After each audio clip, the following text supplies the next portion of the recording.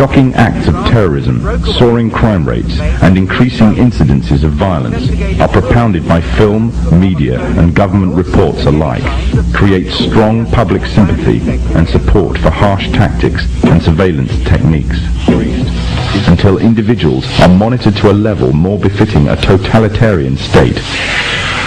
Public opinion will once again be manipulated to give the Masons justification for their actions and make their goals easier.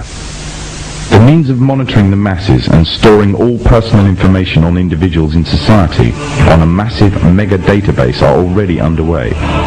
Rapid movements are taking place towards storing personal information on individuals on plastic, such as banking details, driving license information, and national insurance details.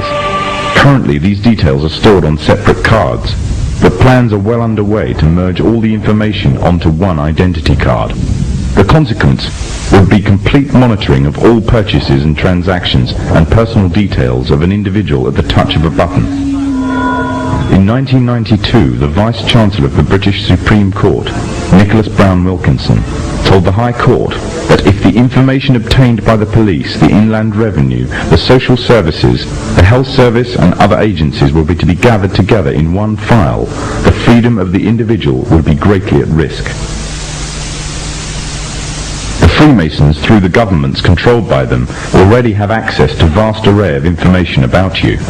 They can already find out who you talk to on the phone, where you work, where you shop, what you eat, what you wear, how much you are worth, what you earn, and the list goes on and on. One identity card would allow even closer monitoring and enable a complete psychological profile to be compiled on every individual in society. Information which would make it very easy to predict, control, and manipulate actions. However, there is a gap that the Masons need to fill in. By using hard currency, an individual can evade detection and vital information is lost since hard currency transactions are untraceable. As a result, moves are being made to replace hard currency with a system that relies totally on electronic funds transfer. In other words, a system that relies totally on cards. Trails in Swindon have heralded the first signs of a move towards the introduction of smart cards and electronic money on a national scale in the UK.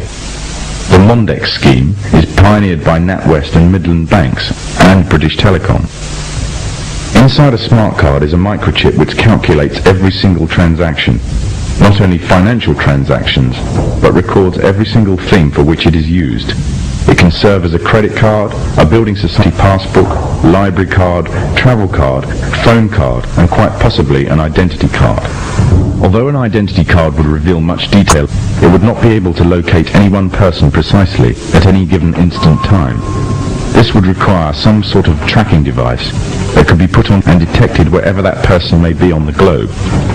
The tracking device would be an all-purpose microchipped identification device or an electronic implant placed under the skin. These implants could then send off a signal which could then be picked up by satellite in low Earth orbit, locating and identifying the subject. Although this may sound like the works of fiction, it is, however, already well on its way to becoming reality.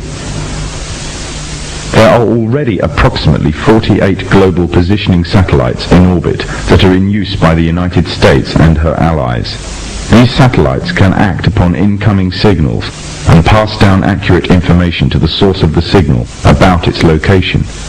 At present, the source of the signals are devices that are attached to tanks, battleships, aircraft, or handheld instruments for accurate navigation purposes. The next step would be to introduce the device that creates the source signal on every individual. Currently, one form of device that has been created specifically as a signal source for the satellites is the electronic tag. Already a scheme using such tags on individuals is in operation in the UK. The justification used is that it is necessary to curb the growth in the population of the already overflowing prisons. The tag fits securely around the offender's wrists and can be monitored to see if the offenders are violating curfew regulations. Pilot tagging schemes are already in operation in Greater Manchester, Berkshire and Norfolk, with plans for expansion in other countries in the coming year. The Freemasons' plan for complete global control by one governmental body means that they must pave the way for complete global economic union, complete global legislatory and political union, and complete global military union. On March the 25th, 1957, with the creation of the European Economic Community, the first significant steps in the creation of this global government were taken. Since then, the EEC has become a testing ground for the New World Order.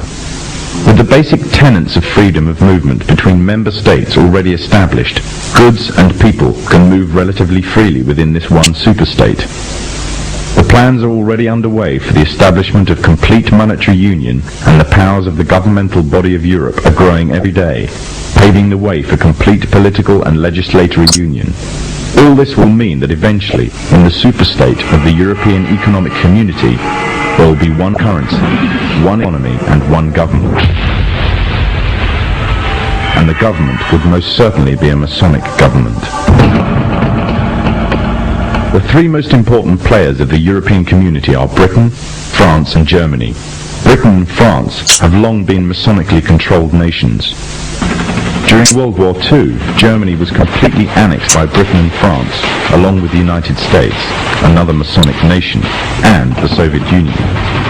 The sectors of Germany controlled by the former three countries, the Masonic nations, formed a separate political identity called West Germany. And with the downfall of the Berlin Wall, West Germany has now taken over the former East Germany. Europe is not alone in its efforts to achieve superstate status.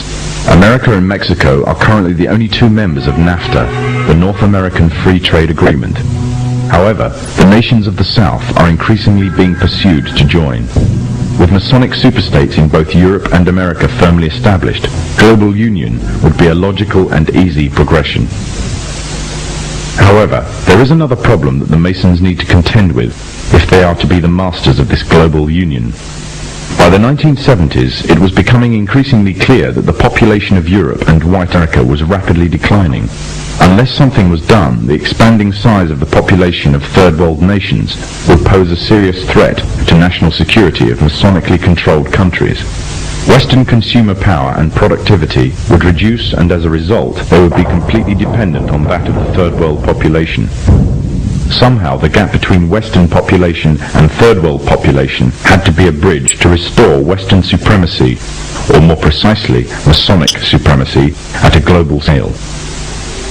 In the 1970s, President Jimmy Carter commissioned the Global 2000 report. The findings of the report blamed virtually all of the world problems on the population growth of non-white people.